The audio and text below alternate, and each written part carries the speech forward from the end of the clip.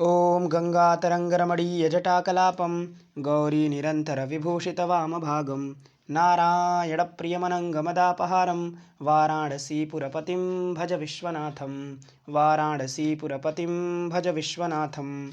अत्र भवतां समेषां स्वागतं वर्तते। हम लोग शिवराज विजय के पढ़ने के क्रम में आज का शिवराज विजय विषयक द्वितीय पाठ पढ़ेंगे। इसके पूर्व हम लोग एक पाठ पढ़ चुके हैं। तो पीछे के पाठ में हमने मंगलाचरण के ऊपर और जो सूर्य के विषय में बताया जा रहा था उसके विषय में थोड़ा विचार किया था। तो पीछे के पाठ में हमने देखा था, पहले तो मंगलाचरण हमने देखा, जो ये ऊपर मंगलाचरण है कि नहीं, जो आशीर्वादात्मक मंगलाचरण है। तो विष्णु माया भगवती यया सम्मोहितं जगत हिंस्रः स्वपापेन विहिंसितः खलः साधु समत्वेन भयात् विमुच्यते। अर्थात विष्णु की जो माया है, जो भगवती हैं, ऐसी जो माया है उस यया माने जिस माया के द्वारा सम्मोहितम जगत, इन सारे जगत को सम्मोहित कर लिया गया है कि नहीं।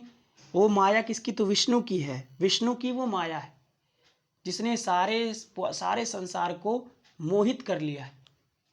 ठीक है, मोहित कर लिया है। और उस मोहित संसार में जो खल लोग हैं, जो दुष्ट लोग हैं, वह हिंस्रः, और कैसे खल? तो हिंस्रः हिंसनशील, जो हिंसनशील खल लोग हैं वह स्वपापेन अपने पाप के द्वारा विहिंसितः मारे गए, और साधु जो साधु लोग हैं, जो सज्जन लोग हैं, जो वेदनिष्ठ लोग हैं, जो वेद पारग लोग हैं, ऐसे लोग भयात् माने भय से विमुच्यते मुक्त हो गए।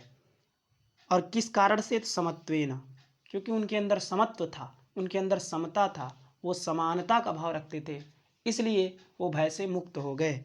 ठीक है, इसके बाद हमने देखा था सूर्य के बारे में जो वर्णन किए हैं यहाँ पर अंबिका दत्त व्यास जी, उसमें उन्होंने कहा कि अरुण एषः प्रकाशः पूर्वस्यां भगवतो मरीचिमालिनः। एषः प्रकाशः, यह जो प्रकाश है वो किसका है? तो मरीचिमालिनः, सूर्य का जो यह प्रकाश है वह, और कैसा है प्रकाश? तो अरुण है। जो लाल सूर्य का प्रकाश है वह पूर्वस्याम विद्यते, वह पूर्व में विद्यमान है, पूर्व में है। ठीक है, और मरीचिमालिनः कैसे? तो भगवतः। इसके बाद एषः भगवान मणि आकाशमंडलस्य, यह जो है भगवान है वह आकाश मंडल के मणि हैं। और चक्रवर्ती खेचर चक्रस्य, खेचर माने जो नक्षत्र हैं, जो तारा हैं, उनका जो चक्र माने समूह है, उस खेचर चक्र के लिए यह चक्रवर्ती हैं, अर्थात सम्राट राजा हैं। कुंडलम आखंडल दिशः, आखंडल दिशा के लिए ये कुंडल हैं। दीपको ब्रह्मांड भांडस्य, ब्रह्मांड रूपी जो भांड है, भवन है, उसके लिए ये दीपक हैं। और प्रेयान माने प्रेमी हैं पुंडरीक पटलस्य, जो कमल समूह है, पुंडरीक पटल है, समूह है, जो कमलों का समूह है, उसके लिए सूर्य क्या है? प्रेयान है, प्रेमी है। शोक विमोकः कोकलोकस्य, जो कोकलोक है, अर्थात जो चकवा और चकवी का समुदाय है, जो उसका परिवार है, जो उसका समाज है, उस समाज के लिए शोक का विमोचन करने वाले सूर्य हैं, शोक का हरण करने वाले सूर्य हैं। और अवलंबः रोलंब कदम्बस्य, जो रोलंब कदम्ब है, अर्थात जो भ्रमर समुदाय है, जो भ्रमर का समूह है, जो भ्रमर लोग हैं, उन लोगों के लिए अवलंब माने आश्रय, उनके जीवन के वो आश्रय है, कारण है। यदि सूर्य न रहे तो रोलंब कदम्ब का जीवन नहीं चल पाएगा, इसलिए रोलंब कदम्बस्य अवलंब माने आश्रय, सहारा है। और सूत्रधारः सर्वव्यवहारस्य, सर्वव्यवहार, सभी जो हम लोग व्यवहार करते हैं, जो भी कार्य करते हैं, जो कुछ भी हम शब्द प्रयोग करते हैं, उन सब का वो सूत्रधार है, अर्थात मेन है, संचालक है, चलाने वाले हैं, है कि नहीं। सब पूरे जीवन का जो सूत्र है वो उन्हीं के हाथ में है। सूत्र माने धागा, तो सूत्रम धारयति इति सूत्रधारा, जो सूत्र को पकड़ता है उसको हम सूत्रधार कहते हैं।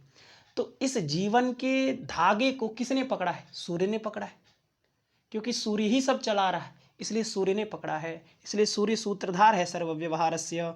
और इनश्च दिनस्य, च माने और, है कि नहीं। इसके बाद च का अन्वय करना है। जैसे आपने कहा कि सूत्रधारा सर्वव्यवहारस्य, इसके बाद च माने और, दिनस्य इनः, दिन के स्वामी हैं, इनः माने स्वामी। और दिनस्य माने दिवसस्य, तो दिवस माने दिन के वो स्वामी हैं, दिन के वो राजा हैं। ठीक है, यहाँ तक तो हमने पीछे के पार्ट में देखा था। अब आगे चलिए देखते हैं। इसके बाद अंबिका दत्त व्यास जी लिखते हैं कि अयमेव अहोरात्रम जनयति। अयमेव, अयमेव माने यह ही, अयम एव, अयम माने सूर्य है कि नहीं। इदम शब्द का पुल्लिंग में अयम बनता है, अयम इमौ इमे, स्त्रीलिंग में इयम, नपुंसकलिंग में इदम। ठीक है, तो अयमेव माने सूर्य एव, सूर्य ही अहोरात्रम जनयति। अहोरात्रम में समास है, अहश्च रात्रिश्च अनयोः समाहारः इति अहोरात्रम, समाहार द्वंद्व समास है कि नहीं। अहोरात्रम माने होता है दिन रात, है कि नहीं। अह माने दिन होता है और रात्रि माने रात्रि होती है, और इन दोनों का समाहार को क्या कहते हैं, अहोरात्र कहते हैं। अर्थात दिन और रात्रि को अयमेव सूर्य ही जनयति माने उत्पन्न करता है कि नहीं। जनयति माने उत्पन्नम करोति, तो सूर्य ही दिन और रात्रि को उत्पन्न करता है। सूर्य आ जाएगा तो दिन हो जाएगा, सूर्य नहीं रहेगा तो ऑटोमेटिकली रात हो जाएगी। तो रात और दिन ये जो हम लोग व्यवहार करते हैं, इसका कारक, इसको उत्पन्न करने वाला, इसका जनक जो है वह सूर्य ही है। ठीक है ना। तो अयमेव अहोरात्रम जनयति, और अयमेव वत्सरम द्वादशसु भागेषु विभनक्ति। ठीक है ना। अयमेव माने यह ही, अयमेव वत्सरम द्वादशसु भागेषु विभनक्ति। तो अयमेव माने सूर्य एव, सूर्य ही, वत्सरम, वत्सरम माने होता है, वत्सर माने होता है साल, वर्ष। तो अयमेव माने सूर्य ही, वत्सरम माने वर्ष को, द्वादशसु भागेषु, द्वादशसु, द्वादश माने 12 होता है, और उसके सप्तमी बहुवचन बनाएंगे तो द्वादशसु, अर्थात 12, और भागेषु माने भाग में, तो द्वादशसु भागेषु माने 12 भाग में, विभनक्ति माने बांटता है, विभनक्ति माने बांटता है। वि उपसर्ग पूर्वक भंज धातु है, और उससे लट लकार है और तिप है कि नहीं। विभनक्ति ऐसा बनता है, भनक्ति, और वि उपसर्ग लगा दिए तो विभनक्ति। तो विभनक्ति का अर्थ हो जाता है बांटता है, विभाजन करता है।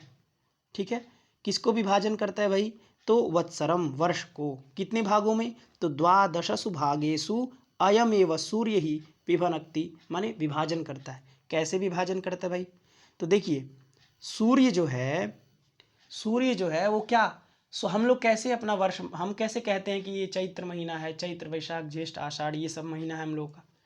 ठीक है, हम जो 12 राशियां हैं हम लोग के यहाँ, मेष वृष मिथुन कर्क सिंह कन्या तुला वृश्चिक धनु मकर कुंभ मीन, ये 12 राशियां हैं, है कि नहीं। और इन्हीं 12 राशियों पर सूर्य भ्रमण करता है। ठीक है, जब सूर्य मेष राशि पर रहता है तो उसको हम मेष संक्रांति कहते हैं। जब सूर्य अपनी राशि को बदलता है उसको हम संक्रांति कहते हैं। ठीक है ना। लेकिन 2 ही संक्रांति ज़्यादा फेमस है, मतलब फेमस क्या, बहुत लोग 2 ही संक्रांति को जानते हैं। कौन कौन, मकर संक्रांति और कर्क संक्रांति। तो हो ये भी संक्रांति है, लेकिन ऐसी बात नहीं है कि मेष राशि में सूर्य जाते हैं तो संक्रांति नहीं है। संक्रांति का मतलब होता है सूर्य एक राशि को छोड़ करके जब दूसरी राशि में प्रवेश करते हैं उस काल को हम संक्रांति काल कहते हैं। संक्रांति शब्द से भी आप पकड़ रहे हैं, सम क्रांति, सम उपसर्ग है और क्रांति में क्रमुपाद विक्षेप धातु है। जैसे आप पीछे निश्चक्राम पढ़े थे, निकल गया, तो पाद विक्षेप होगा किसका, सूर्य का। तो सूर्य का पाद विक्षेप होगा माने चलेगा, तो सूर्य वैसे भी चलता रहता है, गतिमान है। ठीक है ना। तो सूर्य उस दिन क्या करेगा, उसकी संक्रांति हो जाएगी, मतलब वो दूसरे राशि में प्रवेश कर जाएगा, दूसरे राशि में चला जाता है, उसी को हम संक्रांति कहते हैं। तो संक्रांति हर महीने होती है कि नहीं, हर महीने, क्योंकि सूर्य एक राशि पर 30 दिन रहता है। नियम है ज्योतिष का, सप्तविंशति शुक्रः स्यात् एकविंशत् बुधस्तथा त्रिपक्षम भूमिपुत्रस्तु मासमेकम तु भास्करः, मासमेकम तु भास्करः, अर्थात भास्करः एक मासम, भास्कर जो है एक महीना रहता है। और सप्तविंशति शुक्र, शुक्र जो है अपनी राशि पर 27 दिन रहता है। सप्तविंशति शुक्रः स्यात् एकविंशत् बुधस्तथा, और बुध जो है एकविंशत माने 21 दिन रहता है राशि पर। ठीक है, तो सप्तविंशति शुक्रः स्यात् एकविंशत् बुधस्तथा त्रिपक्षम, 3 पक्ष, एक पक्ष में 15 दिन, 3 पक्ष मतलब 45 दिन, मतलब 1.5 महीना कौन रहता है, त्रिपक्षम भूमिपुत्र माने मंगल, भूमि का जो पुत्र है उसको हम मंगल कहते हैं, वो भूमि का पुत्र है। इसलिए मंगलवार को भूमि खनन निषेध रहता है, क्योंकि जो भूमि का पुत्र है आप उसी दिन भूमि खनन करेंगे, ये तो गड़बड़ है। इसलिए मंगलवार को भूमि खनन निषेध रहता है। शिलान्यास, गृह निर्माण ये सब नहीं करना चाहिए। इसके बाद त्रिपक्षम भूमिपुत्रस्तु मासमेकम तो भास्कर। इसके बाद एक महीना जो है एक राशि पर सूर्य रहता है। मासमेकम तो भास्कर। गुरुस्त्रिदश मासांश्च, गुरु जो गुरु है वो त्रिदश, त्रि माने 3 और दश माने 10, तो अंका नाम वामतो गति, अंकों की उल्टी गिनती होती है, तो हो गया 13, माने 13 महीना गुरु जो है वह एक राशि पर रहता है। तो गुरु जो है 13 महीना, इसका मतलब 1 साल 1 महीना, इसका बहुत दिन है कि नहीं। गुरु जो है वो एक राशि पर कितना दिन रहता है, 13 महीना रहता है। गुरुस्त्रिदश मासांश्च और 63 मासान शनैश्चरः, सबसे ज्यादा राशि पर एक राशि पर शनि रहता है। 63 मासांश, 63 माने 30 और मास माने महीना, माने 30 महीना रहता है। इसका मतलब हो गया 12 महीना में 1 साल, तो 12 दूनी 24 मतलब 2 साल, और 30 उधर तो आपका उधर 6 महीना हो गया, मतलब कितना हो गया 2 साल 6 महीना, है कि नहीं। इसका मतलब 2.5 साल, अर्थात जो शनि है वह एक राशि में 2.5 साल रहता है। यदि आपके राशि में शनि है तो 2.5 साल तक शनि रहेगा। इसलिए गुरुस्त्रिदश मासांश्च 63 मासान शनैश्चरः राहु केतु सार्धवर्षम, राहु और केतु जो है सार्धवर्षम माने आधा वर्ष मतलब 6 महीना, तो राहु केतु सार्धवर्षम ग्रह संख्या निगद्यते, ये ग्रह की संख्या कही गई है। अर्थात ग्रह जो हैं वह अपनी राशि में कितना दिन रहते हैं, तो ये सारी गणना बता दिया गया। तो इसमें हमको क्या लेना है, सूर्य, क्योंकि सूर्य का यहाँ पर प्रकरण है, इसलिए सूर्य एक राशि पर 30 दिन रहता है। तो जब एक राशि पर 30 दिन रहेगा तो 30 दिन बाद वो दूसरी राशि में प्रवेश करता है, उसी को हम संक्रांति कहते हैं, और उसी से महीना बदलता है, इसी को हम सौर मास कहते हैं। और हमारे सनातन परंपरा में, हमारे ज्योतिषी गणना में सौर मास की प्रधानता होती, सौर मास से ही सारे शुभ कार्य किए जाते हैं। इसलिए जो सौर मास है वो किस पर निर्भर है, सूर्य पर निर्भर है कि नहीं। सूर्य यदि मेष राशि में है तो फिर वो मेष राशि वाली महीना होगी, और सूर्य यदि मेष राशि को छोड़ करके वृष में चला गया तो महीना बदल जाता है। तो ये जो महीना है, ये महीना किस पर निर्भर है, सूर्य पर निर्भर है, ठीक है ना। तो मेष वृष 12 हो गए, तो 12 जब पूरा राशि भोग लेता है सूर्य तो उसको एक वर्ष कहते हैं, उसी को वत्सर कहा गया यहाँ पे। तो वत्सर माने वर्ष, और उस वर्षों को 12 भागों में कौन विभक्त कर रहा है, सूर्य ही तो कर रहा है। मेष राशि में है तो दूसरा महीना, वृष में चला गया दूसरा महीना, तो ये सूर्य की गति ही तो डिसाइड कर रही है। तो जब सूर्य ही नहीं रहेगा तो ये महीना कहाँ का, महीना कैसे होगा। इसलिए अयमेव माने सूर्य एव, सूर्य ही वत्सरम माने वर्ष को 12 भागेषु 12 भागों में विभनक्ति माने बांटता है, विभाजन करता है। 12 किसमें 12 भागों में विभक्त करता है, ये समझ गए। इसके बाद देखिए अयमेव कारणम, अयमेव कारणम षण्णाम ऋतूनाम, अयमेव माने सूर्य एव, सूर्य ही कारणम, कारण है। किसका कारण है भाई, तो षण्णाम ऋतूनाम, षण्णाम, षण्णाम ये बहुवचन का रूप है, षष्ठी बहुवचन का, ये विशेषण है किसका, ऋतु नाम का विशेषण है, क्योंकि ऋतु नाम भी षष्ठी बहुवचन का है। जैसे ऋतु शब्द है, ह्रस्व उकारांत शब्द है, उसका रूप चलाएंगे तो ऋतु नाम, है कि नहीं। तो षण्णाम ऋतुनाम, जो 6 ऋतुएं हैं, ऋतु कितने होते हैं 6, तो जो 6 ऋतुएं हैं उनका भी कारण यही है।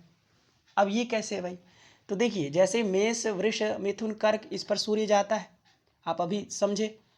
तो जैसे मेष राशि में सूर्य गया, वृष राशि में सूर्य गया, तो इसी को हम लोग क्या कह देते हैं, एक श्लोक है मृगादिराशि द्वयभानु योगात् षडर तवः स्युः शिशिरो वसंतः ग्रीष्मश्च वर्षाश्च शरश्च तद्वत् हेमंत नामा कथितश्च षष्ठः, है कि नहीं। ये ज्योतिष का श्लोक है। अर्थात मृगादिराशि द्वयभानु योगात्, मृग आदि, मृगादि राशि द्वय, है कि नहीं। मृग माने होता है मकर, तो मृगादि राशि द्वय माने मृग से 2 राशि, तो मकर और कुंभ, अगर इनके साथ भानु योगात, भानु माने सूर्य का यदि योग माने संबंध रहे, इसका मतलब यदि मकर और कुंभ इस राशि पर सूर्य हो, मकर और कुंभ राशि में यदि सूर्य हो तब पहली ऋतु होती है, कौन सी, शिशिर ऋतु। तो मृगादि राशि द्वय भानु योगात षडर्तवः, जो षड ऋतवः, जो 6 ऋतुएं हैं, कौन कौन? तो षडर्तवः स्युः शिशिरो वसंतः ग्रीष्मश्च वर्षाश्च शरश्च तद्वत्। ये जो शिशिर, वसंत, ग्रीष्म, वर्षा, शरद, हेमंत, ये जो 6 ऋतुएं हैं, वह 6 ऋतुएं कैसे होती हैं? तो सूर्य किस राशि पर है उस पर डिपेंड करता है कि कौन सी ऋतु है इस समय, है कि नहीं? तो इसका भी कारण कौन है? सूर्य ही तो है। सूर्य जिस राशि में रहेगा, सूर्य यदि मकर और कुंभ में है तो शिशिर ऋतु, फिर मकर कुंभ मीन और मेष में है तो दूसरी माने वसंत ऋतु, मीन मेष। इसके बाद मेष वृष मिथुन, वृष और मिथुन में है तो शिशिरो वसंत ग्रीष्म ऋतु हो जाएगा। इस तरह से आप, तो इसका भी कारण कौन है? इसका भी कारण तो सूर्य ही है। जो 6 ऋतुएं बदल रही हैं, इसका कारण कौन है? राशि है। और राशि कैसे होगा? तो सूर्य उस राशि पर आएगा तो वो वाला महीना होगा। और यदि वो जो गिनाया गया है ज्योतिष में कि यदि मकर और कुंभ में रहे तो शिशिर ऋतु हो जाएगा, फिर मीन और मेष में रहे तो फिर वसंत ऋतु हो जाएगा, वृष और मिथुन में रहें तो शिशिरो वसंत ग्रीष्म ऋतु हो जाएगा। इस तरह से करके वहाँ पर गिनाया गया है। तो उन 6 ऋतुओं का भी कारण कौन है? सूर्य ही है। इसलिए लिखा है अयमेव कारणम षण्णाम ऋतूनाम, यही 6 ऋतुओं का कारण है। और एषः एव अंगीकरोति उत्तरम दक्षिणम च अयनम। एषः एव माने यह ही, एषः माने सूर्य, तो एषः और एव माने ही, तो सूर्य ही अंगीकरोति, अंगीकरोति माने होता है स्वीकरोति, स्वीकार करता है। क्या क्या? तो उत्तरम दक्षिणम च अयनम, है कि नहीं? माने उत्तर के साथ भी अयन का जोड़ लीजिए तो उत्तर अयन को दीर्घ कर दीजिए तो उत्तरायण बन जाएगा, है कि नहीं? यहाँ से उत्तर ले लीजिए और यहाँ से अयन ले लीजिए और दोनों को दीर्घ कर दीजिए तो उत्तरायण। उसी तरह दक्षिण और अयन को जोड़ दीजिए तो दक्षिणायन। तो जो उत्तरायण और दक्षिणायन है उसको भी कौन स्वीकार करता है, कौन बताता है? सूर्य ही बताता है। अब वो कैसे बताता है? तो उसके लिए है कि शिशिर पूर्व ऋतुत्रयम उत्तरम ह्ययन माहुरहश्च तदा परम भवति दक्षिणमन्य ऋतुत्रये निगदिता रजनी मरुतांचसा। इसका मतलब शिशिर पूर्वम ऋतुत्रयम, शिशिर पूर्वक जो 3 ऋतु, शिशिर पहले लाइन से ऋतु का नाम तो याद होना चाहिए। पहला है शिशिर, फिर शिशिरो वसंतः, शिशिर वसंत, ग्रीष्म, वर्षा, शरद और हेमंत, ये 6 लाइन से ऋतुएं हैं, ठीक है ना? लाइन इसका भंग नहीं करना है, इसका क्रम यही है। तो पहली ऋतु है शिशिर, फिर उसके बाद वसंत, फिर ग्रीष्म, है ना? शिशिरो वसंतः ग्रीष्म। तो ये जो 3 है, शिशिर पूर्वक जो 3 है, शिशिर पूर्वम ऋतुत्रयम, शिशिर पूर्वक जो 3 ऋतुएं, शिशिर पूर्वम ऋतुत्रयम ह्ययनम, उसको अयन, ह्ययनम आहुः माने ह्ययनम आहुः, उसको अयन कहा जाता है कि नहीं? शिशिर पूर्वम ऋतुत्रयम उत्तरम अयनम आहुः माने उत्तरम अयनम आहुः, उसको उत्तर अयन कहा जाता है। उत्तर अयन माने उत्तरायण। तो शिशिर पूर्वक जो 3 ऋतुएं होती हैं, जब शिशिर ऋतु रहे, जब वसंत ऋतु रहे और जब ग्रीष्म ऋतु रहे, तो शिशिर, वसंत और ग्रीष्म ऋतु जब रहे तब कौन सा अयन होता है? तो उत्तरायण होता है। शिशिर पूर्वम ऋतुत्रयम उत्तरम ह्ययनम आहुः ह्ययनम आहुरहश्च तदा परम, है कि नहीं? इसको हम लोग क्या कहते हैं? उत्तरायण कहते हैं। और इसको देवताओं का दिन कहा जाता है कि नहीं? मरुताम, वो मरुताम माने देवानाम, देवताओं का वो दिन होता है कि नहीं? देवताओं का वो दिन होता है। और बाकी नीचे आइए तो भवती दक्षिणम अन्य ऋतुत्रय, अन्य ऋतुत्रय, जो अन्य ऋतुत्रय बच गया है, 6 ऋतुएं होती हैं, उसमें शिशिर, वसंत और ग्रीष्म, इसमें जब सूर्य रहे तो उत्तरायण हो जाता है, जो कि देवताओं का दिन कहा जाता है। और अन्य ऋतुत्रय जो बाकी 3 ऋतुएं बच गई, कौन कौन? तो शिशिरो वसंतः ग्रीष्म हो गया, फिर वर्षा, शरद और हेमंत, वर्षा ऋतु, शरद ऋतु और हेमंत ऋतु, ये जो 3 ऋतुएं होती हैं, इसमें यदि सूर्य हों तब उसको हम दक्षिणायन कहते हैं। भवती दक्षिणम अन्य ऋतुत्रय, अन्य जो ऋतुत्रय हैं उसमें दक्षिणम भवती, दक्षिण होता है। दक्षिण क्या? तो ऊपर से अन्वय ले आइए अयन का, तो दक्षिण अयन माने दक्षिणायनम भवती। तो भवती दक्षिणमन्य ऋतुत्रये निगदिता माने कथिता कहा गया है, रजनी मरुतांच सा रजनी कथिता, किसका? तो मरुताम, देवताओं की वो रात्रि कही गई है। अर्थात जो दक्षिणायन है उसको देवताओं की रात्रि कही गई है। और दक्षिणायन कब होता है? तो वर्षा, शरद और हेमंत ऋतु जब रहती है तब उसको हम उसको हम दक्षिणायन कहते हैं, जो कि देवताओं की रात्रि होती है, उसमें शुभ कार्य नहीं होते, जिसको हम कर्क संक्रांति कहते हैं, है कि नहीं। जब कर्क राशि में सूर्य प्रवेश कर जाते हैं तो उससे 6 महीना माने 3 ऋतु, क्योंकि 2 महीने की एक ऋतु होती है। तो कर्क राशि से लेकर के आने वाली जो अगली मकर राशि है, इसके बीच जो 6 महीना होता है उसमें 3 ऋतु होंगी और 6 महीना होगा। तो वो जो 6 महीना होता है उसको हम देवताओं का क्या कहते हैं? रात्रि कहते हैं, इसलिए उसमें शुभ कार्य नहीं करते हैं। ठीक है, ये तो बात समझ गए आप। इसके बाद देखिए, एषः एव अंगीकरोति उत्तरम दक्षिणम च अयनम। यह ही, तो ये सब किसके कारण हो रहा है? सूर्य के कारण ही हो रहा है। सबका कारण सूर्य है कि नहीं। इसलिए हम ज्योतिष को कहते भी हैं कि सूर्यादि ग्रहाणाम बोधकम शास्त्रम ज्योतिषम, जो सूर्यादि ग्रहों का बोध कराता है, और काल विधात्मकम शास्त्रम ज्योतिषम, जो काल का भी विधान कराता है, जो समय बताता है कि यहाँ इतना समय है, ये इतना समय है, ये सूर्य यहाँ जाए तो ये होगा। ये सब कौन कराता है? ज्योतिष ही तो कराता है। इसीलिए सूर्य उसमें मेन है, सूर्य का सबसे रोल सबसे ज़्यादा होता है। तो उसी को मस्तिष्क में रख करके ये बात लिखी जा रही है और कहा जा रहा है एषः एव अंगीकरोति उत्तरम दक्षिणम च अयनम। इसके बाद देखिए, एनेनैव संपादिताः युगभेदाः। एनेनैव, एनेन एव वृद्धि संधि है यहाँ पे, ठीक है ना। तो एनेन माने सूर्येण, एव माने ही, तो एनेनैव माने सूर्य ही, सूर्य के द्वारा ही, क्योंकि तृतीया है। तो सूर्येण एव, सूर्य के द्वारा ही, संपादिताः, संपादिताः माने कृताः, किया गया है क्या? तो युग भेदाः, युगानां भेदाः इति युग भेदा, युगों का भेद किया गया। भेद माने विभाजन। तो युगों का जो विभाजन किया गया है, 4 युग बताया गया ना, सत्ययुग, त्रेता, द्वापर और कलयुग। तो ये जो युग के भेद किए गए हैं, ये युग का भेद ही सूर्य को मान करके ही किया गया, ठीक है ना। तो एनेनैव संपादिताः युग भेदाः। इसके बाद एनेनैव कृताः कल्प भेदाः। एनेनैव सूर्येण एव, सूर्य के द्वारा ही, कृताः माने किया गया है, कल्प भेदाः, जो कल्पों के भेद किए गए हैं वो भी इसी के द्वारा किए गए हैं, है कि नहीं। जैसे अमरकोश में आया है कि मासेन स्याद अहोरात्रः वर्षो वर्षो क्या, वर्षो वर्षेण दैवतः, ऐसा करके, ब्राह्मः दैवे युग सहस्रे द्वे, ब्राह्मः कल्पौ तु तौ नृणाम मन्वंतरम तु दिव्यानाम युगानाम एक सप्तति, ठीक है ना। ये ऐसा काल वर्ग में आया है कि हम लोगों का जो 4 युग होता है, कौन कौन? तो सत्ययुग, त्रेता, द्वापर और कलयुग, ये मनुष्यों का 4 युग है, ठीक है ना। तो मनुष्यों का जो 4 युग होता है वो देवताओं का 1 युग होता है। हम लोगों का 4 युग, देवताओं का 1 युग, ठीक है ना। हम लोगों का 1 महीना, देवताओं का 1 दिन रात, है कि नहीं। तो हम लोगों का हो गया क्या? 4 युग, देवताओं का 1 युग।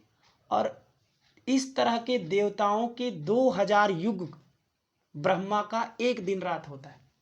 दैवे युग सहस्रे द्वे, द्वे युग सहस्रे, सहस्त्र माने 1000 और युग माने युग, और द्वे माने 2, तो 2000 युग किसका? तो दैवे, अर्थात देवताओं का 2000 युग ब्रह्मा का 1 दिन रात होता है कि नहीं।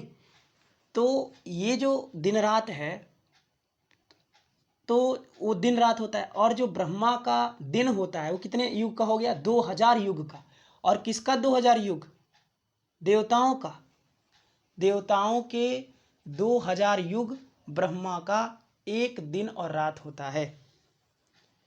और जब ब्रह्मा का दिन होता है तो सृष्टि होती है, और ब्रह्मा का जब रात होता है तो प्रलय होता है कि नहीं। मतलब 2000 युग तक प्रलय रहता है पूरा, जब ब्रह्मा का पूरा रात्रि रहती है तो। और जब ब्रह्मा का दिन होता है तो पूरी सृष्टि होती है, फिर वो सृष्टि का कार्यक्रम चलता है। ये जो मोह माया वाली जिंदगी है ये शुरू हो जाती है कि नहीं। तो किसके द्वारा ये सब हो रहा है? सूर्य ही इसका कारण है। इसलिए देखिए लिखा है यहाँ पे कि एने नैव कृताः कल्पभेदाः, इसी के द्वारा कल्पभेद भी किया गया है। और एनम एव आश्रित्य, एनम माने सूर्यम, तो एव माने ही, तो एनम एव आश्रित्य अर्थात इसको ही आश्रयण करके, इसको ही स्वीकार करके, इसको ही मान करके, आश्रित्य में ल्यप प्रत्यय, और एनम माने सूर्यम, एव माने ही, तो एनम एव माने सूर्यम एव, आश्रित्य माने आश्रयणम कृत्वा, आश्रयण करके मान करके क्या किया गया है, तो परमेष्ठिनः, परमेष्ठि नाम है ब्रह्मा का, है कि नहीं, परमेष्ठि प्रजापति ही सामरकोश में है। तो परमेष्ठिनः अर्थात ब्रह्मणः, ब्रह्मा का परमेष्ठिनः परार्ध संख्या भवति, परार्ध संख्या भवति एनमेव आश्रित्य, एनम माने सूर्यम, एव माने ही, आश्रित्य माने मान करके, आश्रयण करके, परमेष्ठिनः, परमेष्ठिनः षष्ठी एक वचन का रूप है, परमेष्ठिनः अर्थात ब्रह्मणः, तो ब्रह्मा का परार्ध संख्या भवति, परार्ध संख्या होती है, परार्ध संख्या पूर्ण होती है। इसको ही मान करके, सूर्य को ही मान करके ब्रह्मा का परार्ध संख्या पूर्ण होता है।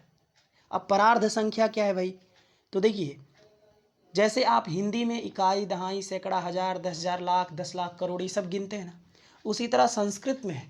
संस्कृत में क्या है, एकम दशशतम चैव सहस्रमयुतम तथा लक्षम च नियुतम चैव कोटि अर्बुदमेव च वृंदम खर्वो निखर्वश्च शंखः पद्मश्च सागरः अंत्यम मध्यम परार्धम च दशवृद्ध्याः यथाक्रमम। तो अंत्यम, मध्यम, परार्धं च, सबसे अंतिमा संख्या होती है परार्ध संख्या, उससे उत्तर कोई संख्या नहीं होती। सबसे पहला एकम, फिर 10, एकम दश शतम, फिर सैकड़ा, जिसको हम हिंदी में कहते हैं इकाई, दहाई, सैकड़ा, उसी को संस्कृत में कहते हैं एकम दशम शतम, एकम दशशतम चैव सहस्रम, हजार, अयुतम 10,000, तो एकम दशशतम चैव सहस्रम अयुतम तथा लक्षम च नियुतम चैव, लक्ष माने लाख, फिर नियुत माने 10 लाख, लक्षम च नियुतम चैव कोटि अर्बुदमेव च वृंदम खर्वो निखर्वश्च शंखः पद्मश्च सागरः अंत्यम मध्यम परार्धम च। तो सबसे अंतिमा संख्या कौन है, परार्ध संख्या। तो परार्ध संख्या पूर्ण कब होगी, जब ये पहले की संख्या रहेंगे। अरे 10 संख्या पूर्ण कब होगा, जब आपके पास 9 रहेगा तभी तो 10 पूर्ण होगा, 10 वाला के जोड़ देंगे तो पूर्ण हो जाएगी 10 संख्या। 9 रहना चाहिए ना पीछे का, अगर 9 पीछे का नहीं है, डायरेक्ट आप 10 ला रहे हैं तो संख्या पूर्ण नहीं होती। इसीलिए कह रहे हैं कि जो 1 से लेकर के पूरी परार्ध संख्या है, ये इसका भी कारण कौन है, सूर्य ही है। क्योंकि सूर्य नहीं रहेगा तो संख्या गिनती फिर कहाँ, किसकी गिनती करेंगे आप, क्योंकि संख्या कहाँ रहती है, द्रव्य में रहती है। संख्या हमेशा द्रव्य में रहती, संख्या गुण है कि नहीं, रूप रस गंध स्पर्श संख्या आप गिनते ही हैं गुण में, तो रूप रस गंध स्पर्श संख्या, संख्या गुण है, और गुण कहाँ रहते हैं, सभी गुण द्रव्य में रहते हैं।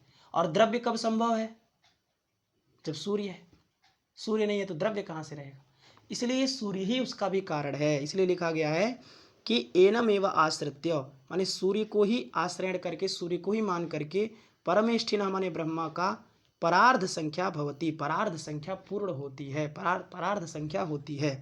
बात समझ में आ गई।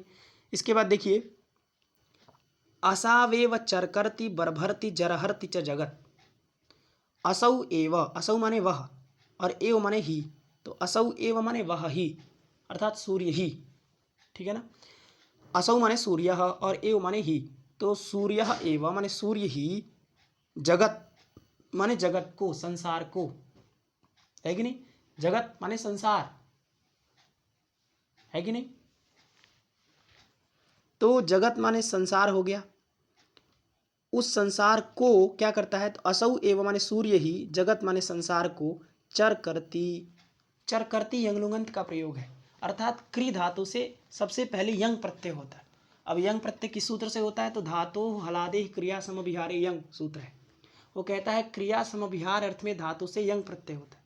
क्रिया समविहार किसे कहते हैं, तो पौनः पुण्य को कहते हैं, अर्थात क्रिया का बार बार होना, उसी को हम क्रिया समभिव्याहार कहते हैं, है कि नहीं। धातु क्रिया समविहारी, क्रिया का समविहार होना, इसका मतलब क्रिया का बार बार होना। तो चर करती का अर्थ हो गया पुनः पुनः करोति इति चर करती, अर्थात बार बार करता है, किसको करता है? तो जगत, इस संसार को बार बार करता है। कौन करता है भाई? तो असौ एव, सूर्य ही करता है। सूर्य ही इस संसार को बार बार करता है। और क्या करता है? बार बार भरण पोषण करता है। पुनः पुनः भरति इति बर भरति, बार बार भरण पोषण करता है। और जर हरति, बार बार हरण करता है। वैसे तो चर करती किसको कहते हैं? संसार को कौन करता है? सृष्टि कौन करता है? ब्रह्मा, है कि नहीं? और बर भरती कौन है? भरण पोषण कौन करता है? विष्णु। और जर हरती कौन है? हरण कौन करता है संसार का? है कि नहीं? सूर्य। तो उत्पत्ति, और उत्पत्ति हो गया ये, फिर उत्पत्ति, पालन और संहार, इन तीनों के देवता कौन है? ब्रह्मा, विष्णु, महेश। ये तीनों समाहित है सूर्य में। कहने का तात्पर्य यही है कि नहीं? अर्थात सूर्य सबका कारक है कि नहीं? असौ एव, यह ही, यह सूर्य ही, माने सूर्य को एकदम परम पिता परमेश्वर बनाया गया है इस पूरी पंक्ति में, कि यह ही पूरा एकदम सारे संसार को यही करता है। तो असौ एव चर करती माने पुनः पुनः करोति जगत, माने इस संसार को बार बार करता है। और असौ एव जगत, जगत का सबके साथ अन्वय है। तो असौ एव जगत बर भरती माने पुनः पुनः भरती, और असौ एव यह ही जगत माने संसार को पुनः पुनः हरति, बार बार हरण करता है। यह ही संसार को करता है, फिर हरण करता है, फिर करता है, फिर हरण करता है, फिर करता है, फिर इस तरह का ये जो प्रक्रिया बनी है इस सृष्टि की, कि जन्म लेना, मरण, जन्म मरण, जन्म मरण, जन्म मरण, ये जो प्रक्रिया है, जनन मरण रूपी ये जो प्रक्रिया है, इस प्रक्रिया का निर्वहन कौन करता है? सूर्य करता है। इसलिए असौ एव चर करती बर भरती जर हरती च जगत। ठीक है ना? ये प्रयोग बहुत अच्छा है। चर करती, पूछ सकता है कि चर करती इत्यत्र कह प्रत्यय है कि नहीं? इसमें कौन सा प्रत्यय है? बर भरती इत्यत्र कह प्रत्यय, कश्च धातु, और धातु कौन सा है ये भी पूछ लेगा। जर हरती, यहाँ भी कौन सी धातु है, कौन सा प्रत्यय है, कौन सा लकार है? लट लकार है, तिप प्रत्यय है कि नहीं? चर करती में सबसे पहले क्री धातु से यंग प्रत्यय होता है। एक थोड़ा प्रक्रिया जान लीजिए। तो पहले चर करती में क्या होता है? क्री धातु है, क्री डुक्री करड़े धातु है कि नहीं? तनादि की धातु है। तो क्री धातु से सबसे पहले यंग प्रत्यय होता है। सबसे पहले यंग की सूत्र से, तो धातो रेकाचो हलादे क्रिया समभिहारे यंग सूत्र है, उससे होता है। यंग होने के बाद अंगकार की संज्ञा होती है, य बचता है। अब उस यंग का लुक हो जाता है। पहले लुक नहीं करिए, पहले क्री से यंग कर दीजिए। अब क्री यंग होने के बाद फिर से इसकी धातु संज्ञा होती है। किससे? तो सनाद्यंता धातवः, सन आदि अंत में जिसके लग जाते हैं उसकी धातु संज्ञा करने वाला सूत्र है सनाद्यंता धातवः। तो उससे फिर से अब इसकी धातु संज्ञा हो गई, माने क्री यंग, इसकी धातु संज्ञा हो गई। धातु संज्ञा का फल क्या हुआ? धातु से लकार होते हैं। तो अब क्री और य, इस स्थिति ये धातु हो गया पूरा। अब क्री यह धातु बन गया, इससे उत्तर लकार आएंगे। कौन सा लकार आएगा? तो हमको वर्तमान कालिक, हमारी इच्छा है कि हम वर्तमान काल में लकार लाएं। तो वर्तमान काल में कौन लकार आता है? तो वर्तमान में लट, वो कहता है वर्तमान में लट लकार होता है, तो हम लट करेंगे। ये हमारी विवक्षा अधीन होता है, आपकी विवक्षा के अधीन होता है। आप वर्तमान अर्थ में लाना चाहते हैं कि आप भविष्य अर्थ में लाना चाहते हैं कि आप भूत अर्थ में लाना चाहते हैं, ये वक्ता के अधीन होता है। तो हम क्या करना चाह रहे हैं? हम वर्तमान में लाएंगे भाई। तो वर्तमान में कौन लकार आता है? तो इसके लिए पाणिनि ने स्वयं निर्देश किया है कि वर्तमाने लट, तो हम लट लाएंगे। तो अब क्या हो गया? क्री य लट, अब लट के स्थान पर तिप कर दिए, तो क्री य ती, ठीक है ना? अब क्री य ती होने के बाद कर्तरी शप सूत्र से शप है कि नहीं? कौन सूत्र है? कर्तरी शप, उस सूत्र से हम शप कर दिए। शप का अ बचता है, सब चला जाता है। तो अब हो गया क्री य अ ती, है कि नहीं? हो गया नहीं? इसके बाद जो य है उसका लुक हो जाता है, यंग वाला जो य है, क्री य में जो य है उसका लुक हो जाता है यंगोची च सूत्र से। वो कहता है यंग, है कि नहीं? यंग लुक से अच ही परे, यंग का लुक होता है अच के परे रहते। तो अच है जो आप शप वाला अ किए अच में आता है, इसलिए उसका लुक हो जाता है। तो क्री अति हो गया, क्री को द्वित्व हो जाता है संयंगो सूत्र से, प्रत्यय लोपे प्रत्यय लक्षणम करके। फिर उसके बाद क्री क्री कर, क्री कर क्री हो जाता है, क क्री हो जाता है कि नहीं? कर क्री। और उसके बाद अभ्यास में जो क है उसको च हो जाता है, उससे कुहोश्चु सूत्र से। तो अब चर क्री हो जाता है।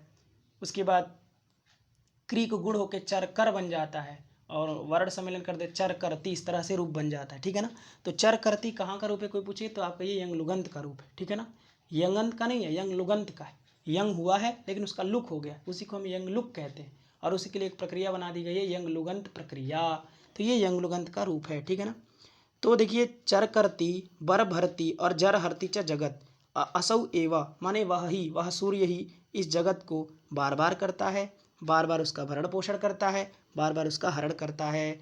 और वेदाः एतस्यैव वंदिनः, जो वेदाः, जो वेद हैं, है कि नहीं, जो वेद हैं वह एतस्यैव, सूर्य की ही, वंदिनः माने वंदना करते हैं, सूर्य की ही वंदना करते हैं, सूर्य की ही स्तुतिवाचक है। वंदिनः माने स्तुतिवाचकाः। तो वेदाः वंदिनः, वेद वंदिनः माने वंदन करने वाले हैं, है कि नहीं। वंदन में वधि अभिवादन स्तुत्यो धातु, अर्थात स्तुति करते हैं, आप ही की स्तुति करते हैं। वेद भी आप ही की स्तुति करते हैं, वेद में भी सूर्य की ही उपासना कही गई है। अरे हम लोग जो संध्या करते, सुबह शाम दोपहर, त्रिकाल संध्या अथवा द्विकाल संध्या अथवा एक काल संध्या, जो जैसा करता हो, तो ये जो हम संध्या करते हैं, ये संध्या जब हम करते हैं तो उसमें किसकी उपासना करते हैं? सूर्य की करते हैं। हम जहाँ देखिए वहाँ मंत्र बोलते हैं, है कि नहीं। हम जो अर्घ्य देते हैं वो भी सूर्य को ही देते हैं। तो सभी जगह देखिए सूर्य की ही उपासना की जा रही है। ये निकला कहाँ से संध्या? हमारा वेद ही से तो उद्धृत है, तो वेद भी इसकी वंदना कर रहा है, सूर्य की। इसलिए वेदाः एतस्यैव वंदिनः, वेद इसी की वंदना करते हैं। और गायत्री अमुमेव गायति, जो गायत्री देवी है, गायत्री माता है, वह अमुम एव, अमुम माने सूर्यम, ये अमुम रूप है अदस शब्द के द्वितीय एक वचन का, है कि नहीं। तो असौ अमु अमी, अमुम अमु अमून, इस तरह उसका रूप चलता है। तो अमुम कहाँ बना? द्वितीय एक वचन में। तो अमुम माने सूर्यम, तो सूर्य ही, सूर्य को ही, क्योंकि द्वितीय है ना, तो कर्ता ने कर्म को, तो अमुम माने सूर्यम माने सूर्य को, एव माने ही, तो अमुम एव माने सूर्य को ही, गायति माने गाती है, कौन? तो गायत्री।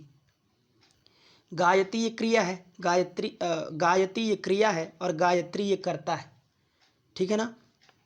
गायती में गई शब्दे धातु है, तो गायती का अर्थ हो जाता है शब्दम करोति, शब्द करती है, कौन? गायत्री ही, गायत्री अमुमेव गायती, गायत्री जो है वह सूर्य की ही शब्द करती है, माने गान गाती है, गान गुणगान करती है। क्योंकि आप जब गायत्री मंत्र पढ़ते हैं तो उस गायत्री मंत्र का अर्थ भी यही होता है कि हम सूर्य की उपासना कर रहे हैं, है कि नहीं। सवितु उसमें आता है कि नहीं।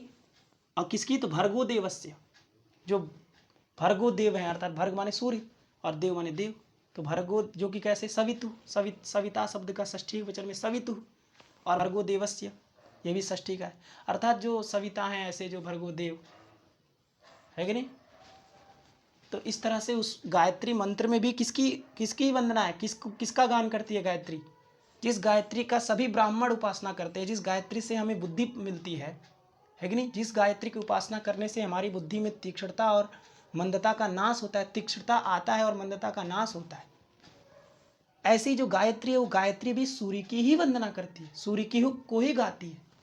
कितना विशिष्ट है सूर्य, कितना प्रभुता दिखाई गई इसमें सूर्य की। सूर्य कितना महान है, कितनी उसमें प्रभुता है, सभी लोग उसकी वंदना करते हैं और सबका कारण वही है। इस प्रकार से इस पूरी पैराग्राफ, पूरी इस पंक्ति में यही बताया गया है कि नहीं। इसलिए गायत्री अमुमेव गायति, गायत्री इसी को गाती हैं।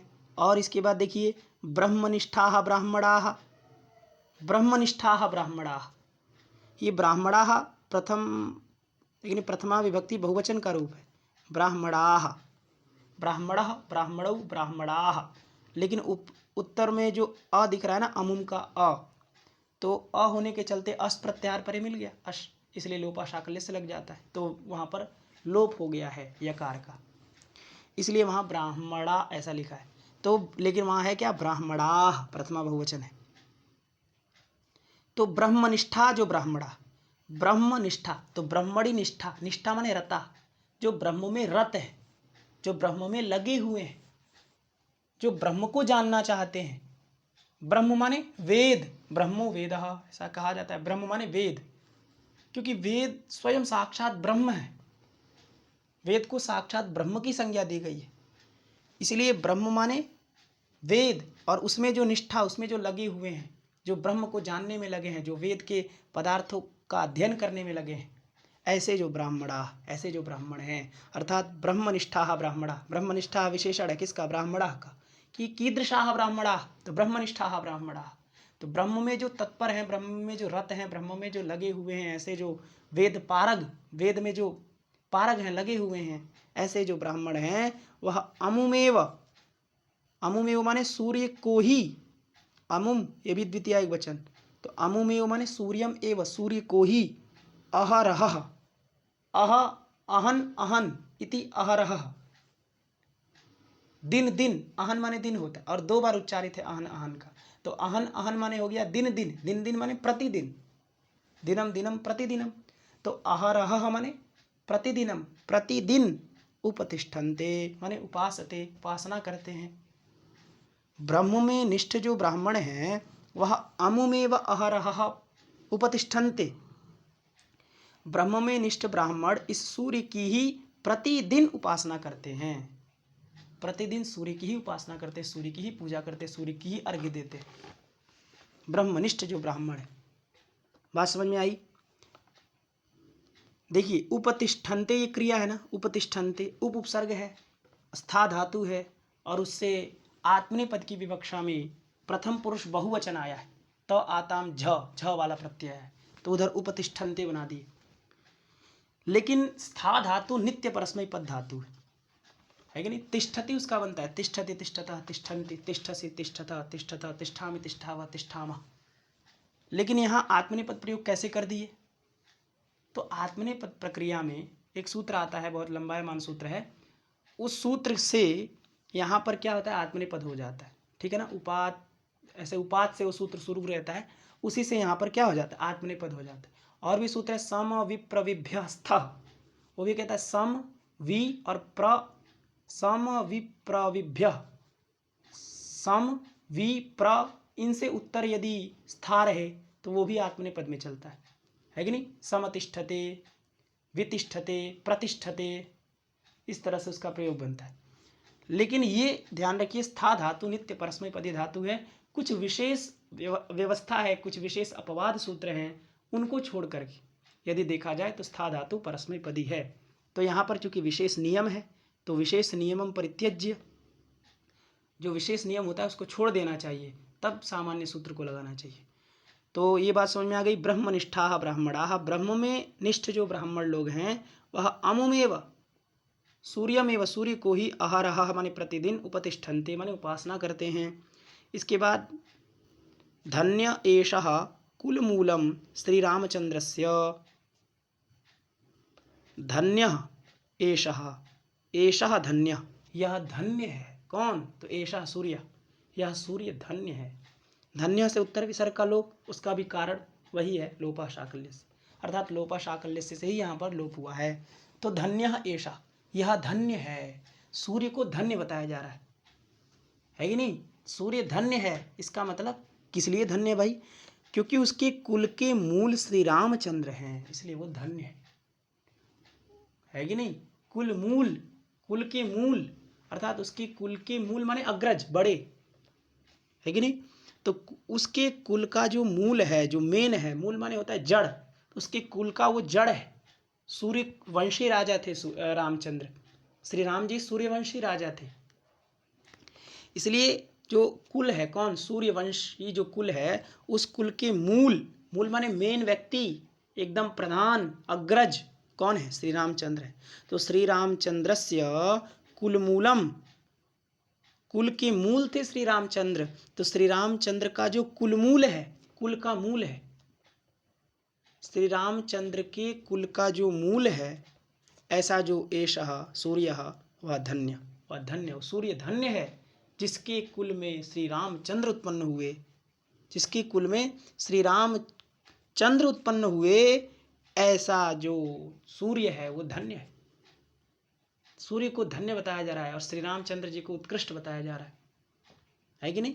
बाकी ऊपर सभी जगह सूर्य को एकदम उत्कृष्ट बताया गया, यहाँ पर श्री रामचंद्र को जी को उत्कृष्ट बताया गया, है कि नहीं? धन्य एषः माने एषः सूर्यः धन्य, यह सूर्य धन्य है कि नहीं? श्री रामचंद्रस्य कुलमूलम, श्री रामचंद्र का जो कुलमूल है, श्री रामचंद्र है कि नहीं, श्री रामचंद्र के कुल का जो मूल है, ऐसा ऐसा धन्य, यह धन्य है। ठीक है ना।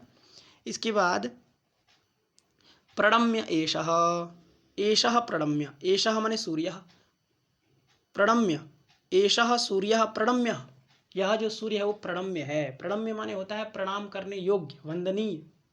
तो एषः प्रणम्य, यह प्रणाम करने योग्य है कि नहीं। तो प्रणाम करने योग्य, प्रणाम करने योग्य एषः माने यह सूर्य जो कि सामने दिख रहे हैं। विश्वेशाम इति, विश्वेशाम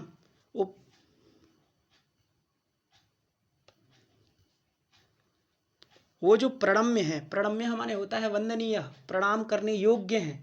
तो किसके लिए प्रणाम करने योग्य है? तो आगे लिखा है विश्वेशाम। विश्वेशाम माने होता है विश्व में रहने वाले जितने लोग हैं। तो विश्वेशाम माने समेशाम जनानाम कृते, सभी जनों के लिए, जितने इस संसार में विश्व में लोग रहते हैं उन सभी विश्व में रहने वाले लोगों के लिए एषः सूर्यः प्रणम्यः, यह सूर्य जो है वह प्रणम्य है, वंदनीय है, प्रणाम करने योग्य है। बात समझ आई। विश्वेशाम कहाँ का रूप है? षष्ठी बहुवचन का रूप है। जैसे सर्व शब्द का सर्वेशाम, विश्व शब्द का विश्वेशाम। तो विश्वेशाम जनानां कृते एषः सूर्यः प्रणम्यः वंदनीयः, एषः सूर्यः वंदनीयः वर्तते, यह सूर्य वंदनीय है। केशाम कृते? तो विश्वेशाम कृते, विश्वेशाम सर्वेशाम जनानां कृते। ठीक है ना। इति, ये सब खत्म, जितना सूर्य के बारे में बताना था वो यहाँ तक खत्म हो गया। ठीक है ना। ये सब सूर्य का ऊपर विशेषण बताया गया, सूर्य क्या है, कैसे हैं, सूर्य किसके मूल हैं। ये सब बताने का तात्पर्य यही था कि सूर्य में कितनी महत्ता है, सूर्य में कितनी प्रभुता है, सूर्य कितना महान है। इस चीज को बताने के लिए ऊपर सारे वाक्य बोले गए।